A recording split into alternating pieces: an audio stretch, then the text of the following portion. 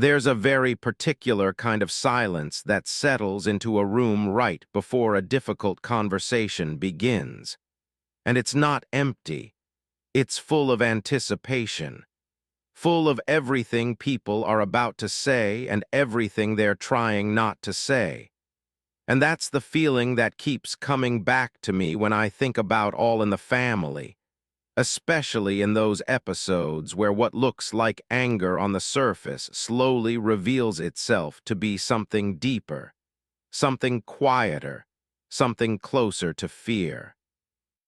I keep returning to one kind of situation the show handled with almost uncomfortable honesty, where Archie comes home already tense, already carrying something with him.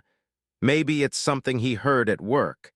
Maybe it's something on the news, something about changes happening in the world that don't sit right with him. And the living room becomes the place where all of that tension lands, because that's where he feels safe enough to express it. He sits down, maybe turns on the television, but he's not really watching. He's waiting, waiting for someone to say something that gives him an opening. And it doesn't take long, because Mike is there. And Mike always represents that other perspective, that challenge, that reminder that the world is shifting whether Archie is ready for it or not. At first, it's casual, almost harmless, a comment here, a small disagreement there, the kind of back and forth that could go either way, could stay light or could turn into something heavier. And you can feel the balance, the way the scene is holding itself right on the edge. Gloria notices it. She always does. There's a sensitivity in the way she listens, the way she watches both of them. And moving through the room with her gentle energy, tries to keep everything grounded, tries to keep things from tipping too far. But then Archie says something, not just a disagreement, but something sharper, something that carries a kind of weight behind it. And that's when the tone shifts, not dramatically, but enough that you can feel it. Mike responds, and his response is measured, thoughtful, trying to explain, trying to bring context, trying to show a different way of looking at the situation. And for a moment, it feels like a real conversation might happen, like there's space for understanding. But Archie doesn't meet him there, and that's the key. He doesn't engage with the explanation. He pushes back against it, not just because he disagrees, but because it threatens something, something he's holding on to. And this is where the show does something really interesting, because it doesn't present Archie's reaction as simple anger. Even though it sounds like anger, even though it looks like anger, there's something underneath it, something that becomes clearer as the conversation continues. Mike keeps trying, keeps explaining, keeps challenging, and the more he does, the more Archie resists, not because he's processing the argument and rejecting it, but because he's protecting something, something that feels at risk. Gloria steps in, trying to mediate, trying to soften the edges, trying to translate between them, and in her own way adds a kind of warmth that almost feels like it could dissolve the tension, but it never quite does. Because the issue isn't really about the specific topic anymore. It's about what that topic represents. It's about change, about uncertainty, about a world that doesn't feel as stable or as predictable as it once did. And Archie's reactions, the way he doubles down, the way he repeats himself, the way he dismisses other perspectives, start to feel less like stubbornness for its own sake, and more like a defense mechanism, a way of holding onto something familiar. That's where the fear comes in, not stated directly, not acknowledged openly, but present in the way he speaks, in the way he refuses to bend, in the way he clings to his point of view even when it's being challenged from every angle. Mike, on the other hand, represents a different kind of certainty, a belief in progress, in change, in questioning the old ways, and his confidence can sometimes come across as its own kind of rigidity, because he's just as sure of his position as Archie is of his. And that creates this fascinating dynamic where both sides are convinced they're right, but for very different reasons, and the conversation becomes less about exchanging ideas and more about holding ground.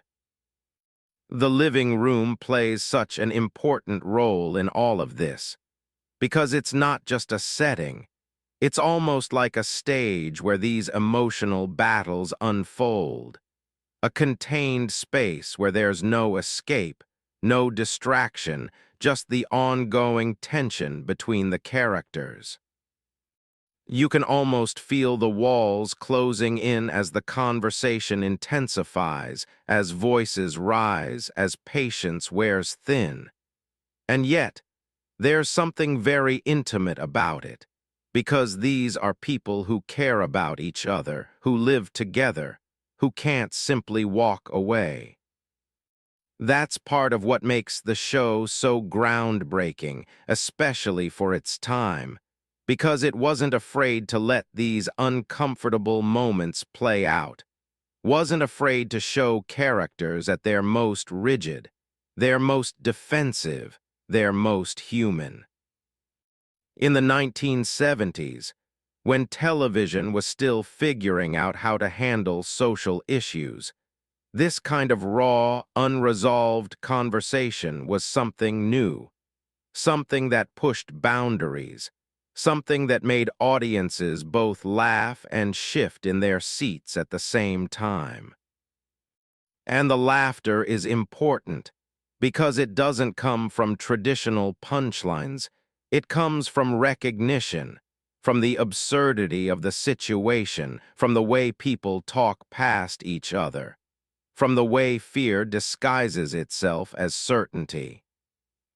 There are moments where Archie says something that, on the surface, is meant to be firm, to be definitive, but there's a slight hesitation, a crack in the delivery, something that suggests he's not as sure as he wants to be. And those moments are subtle, easy to miss, but they're there, and they add a layer of complexity that makes the character feel real, not just a representation of a viewpoint, but a person dealing with something he doesn't fully understand. Again becomes this quiet force in the scene, not by arguing, not by challenging directly, but by offering a different kind of perspective, one rooted in empathy, in kindness, in a willingness to see people as individuals rather than as ideas.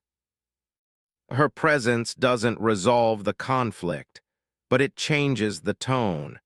It softens certain edges. It creates small moments where the tension eases just enough to remind you that there's more here than just disagreement. Gloria's role is equally important because she exists between these worlds, connected to both Archie and Mike, understanding both sides in a way that makes her attempts to mediate feel genuine, even when they don't succeed. And they often don't succeed, because the conversation has already shifted into that space where fear is driving the responses, where logic and reasoning take a back seat to emotional protection. As the episode continues, the argument circles, not in a repetitive way that feels lazy, but in a way that feels real, because that's how these conversations often go, people returning to the same points, The same concerns, the same fears, without actually moving forward. There's a kind of exhaustion that builds, a sense that everyone has said what they need to say, even if nothing has changed. And that's where the show makes a choice that still feels bold. It doesn't resolve everything neatly. It doesn't force a moment of understanding that doesn't feel earned. It lets the tension remain. It lets the discomfort linger. And that discomfort is part of the experience, part of what makes the show feel honest, part of what makes it resonate even now, because these dynamics haven't gone away. People still have these kinds of conversations, still struggle with these kinds of fears. Watching it today, there's a sense of familiarity that's almost surprising. The way the arguments unfold, the way emotions build, the way fear hides behind anger. It all feels very current, very recognizable. And that's where the brilliance of All in the Family really stands out, because it wasn't just capturing a moment in time. It was capturing something ongoing, something that continues to shape how people interact, how they respond to change, how they hold onto what they know. Personally, I find these episodes both difficult and compelling because they don't offer easy answers. They don't tell you what to think. They just present the situation and let you sit with it. There are moments where you might feel frustrated with Archie, moments where you might feel frustrated with Mike, moments where you might wish someone would step back and approach things differently. And that mix of reactions is part of what makes the experience so engaging. As the episode winds down, the energy in the room shifts again, not back to calm exactly, but to something quieter, something more subdued, as if everyone has reached a kind of temporary pause. There's no big resolution, no clear victory, just a sense that the conversation has run its course for now, that it will likely continue in some form another day. And that feels right, because it mirrors real life, where disagreements don't always end with understanding, where fear doesn't disappear just because it's been challenged. So the scene settles, the characters move on to other things, and you're left with that lingering awareness of what was underneath the argument. Not just anger, not just disagreement, but fear, quiet, persistent, shaping everything that was said. And as you sit with that, as the episode fades out, there's a kind of reflection that naturally follows, not forced, not guided, just there. Waiting like that silence at the beginning, full of things that haven't quite been resolved.